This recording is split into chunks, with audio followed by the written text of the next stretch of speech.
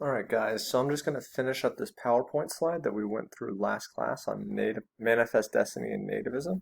We started talking about manifest destiny, and this picture is a really good example of it. It's an extension of American exceptionalism, which is this idea that America is special and therefore needs to spread their specialness to other people.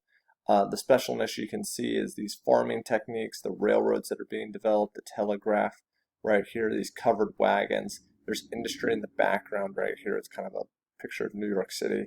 And then who are they taking it to? They're taking it to the Native Americans. All right. Now, one of the people that's going to be a massive fan of Manifest Destiny was a guy named James Polk. He was president, and he was a single topic president. He believed in manifest destiny and westward expansion. That's all you need to know about Polk. He was highly effective in his beliefs. You can see all the land that's highlighted in blue was land that he got. Some of those territories are going to include this place called the Oregon Territory, which is where Oregon is, the Pacific Northwest. At this point, it was unclaimed. It was kind of a disputed territory between the British, America, Spain wasn't really up there. So it's kind of a no man's land. And Americans start to flock there because they think it's going to become American territory. And this is called land speculation. It's where you move somewhere, not necessarily because it's valuable now, but because you think it's going to be valuable later. This is the Oregon Trail. If you've ever played that old computer game, people die of dysentery. It's a really, really intense journey, but once people get over there, it's pretty much uncharted land, so you can take whatever you want. Another piece of land that's going to become very attractive to Americans is going to be Texas. The guy who's going to head this up is going to be a guy named Sam Houston. Sam Houston is going to be given a lot of land by the Mexican government, and he is going to start to pass that land out to other people who were deemed to be good Christians and promise to stay loyal to Texas. Perhaps some of the loyalty that we still see in Texas today comes from this idea that the first inhabitants that were Americans of Texas agreed to stay loyal to it. But this is eventually going to lead to so many Americans moving to Texas. Oops. So many Americans moving to Texas that they're actually going to feel like they're not even a part of Mexico anymore. They're going to feel like they're a part of America. And so because of that, they are going to eventually revolt.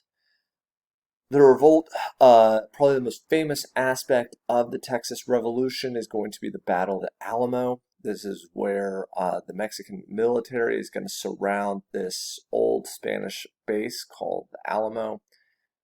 Texans are going to refuse to give up, and because of that, Mexico is going to kill every single Texan there. This is going to lead to Texas creating a rally cry that says, "Remember the Alamo," and they are going to defeat the Mexican army. Now, Texas is going to want to become a state in the United States. However, because of the Missouri Compromise, the Compromise of 1820, we had already had previously established an agreement that we would only create states south of the 3630 line to be slave states and north would be free states.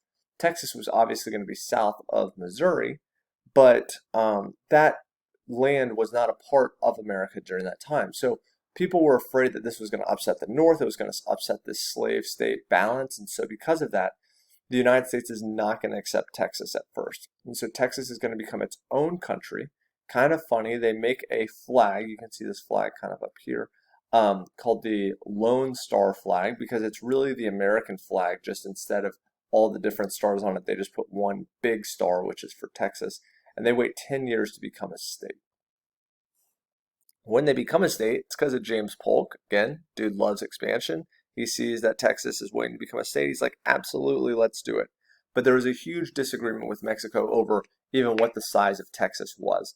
Texas thought it was bigger than it was. That really shouldn't surprise many people. So if you look at this map right here, this burnt orange part is all of what Texas claimed to be its own.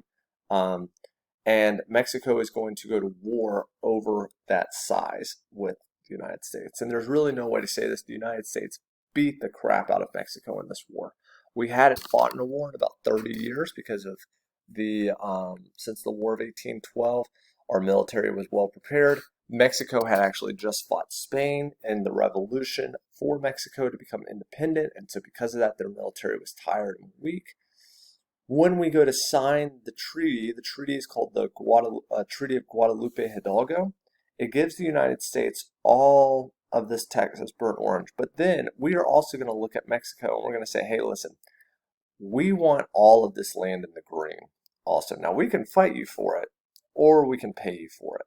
And Mexico is going to agree to give us all of this land called the Mexican Cession. We did pay them for it as opposed to fighting them for it. But now the United States has added all of this new land, and because they've added all of this new land, we now have to decide what are we going to do with this new land. Is it going to be free states? Is it going to be slave states? It becomes pretty complicated pretty quickly. And so this is where you could see that James Polk has a hand in the Civil War, because beforehand we had kind of established with the Compromise of 1820 that all the land was going to be either free state or slave state based off that. This blows up the Compromise of 1820. Now we have to figure out what we're going to do with this land, which is going to lead to more tension. Now, America is going to want people to use this land, but there's no real easy way to get out there. So they're going to create laws to make it easier to use this land. The first is going to be called the Pacific Railway Act. This is where America is going to promise to build a railroad coast to coast. And we're actually going to build this railroad during the Civil War. And this caused people to realize that if they moved out west, there would eventually become a way to get supplies out west. But the big act is going to be called the Homestead Act. And the Homestead Act is going to give 160 acres of land to people if they would live on this land for 5 years and improve it. So all you had to do was live on the land, and basically improve it means that you might clear some of the land, make it more farmable, level it, things like that. And if you did that, then you would get 160 acres of land. Just so you can understand, 160 acres of land is about the size of Grant Park, like the entire neighborhood, not the park itself. So it's a big piece of land, and that's how a lot of people begin to move out west. It's because there's free land out there that the government's giving them. All right. Now, in the North, they're dealing with this nativism aspect of society, and nativism is going to be where people opposed immigrants. There's going to be a political party created that hated immigrants. They're called the Know Nothing Party. This is their symbol right here. It says Native Americans, beware of foreign influence. Now, this is kind of funny because it says Native Americans, but they're not actually talking about what we would think of as Native Americans. They're talking about white Americans who are already here.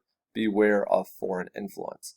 So this is to make sure you understand, one, nativism does not hate Native Americans. They kind of like them, actually. Although they're pretty racist people in general. So if you're not white, then you're probably going to have a problem with them. And they're led by a political party called the Know Nothing Party, which is kind of a hilarious name. And this was a small party concentrated in the North that really wanted to limit immigration and hurt immigrants that were here. They were called the Know Nothing Party because they started as a secret society. So if you walked up and they asked you about this secret society, you were supposed to say, I know nothing. They really dislike Catholics. These guys are all Protestants. And it came as a result of Irish and Germans coming into cities like New York and creating what are called ethnic ghettos. And an ethnic ghetto is going to be a high concentration. It's going to be a high concentration of one type of ethnicity. So if you've heard of places like Chinatown or Little Italy, those are also ethnic ghettos, high concentrations of one ethnicity. All right? And those are your notes.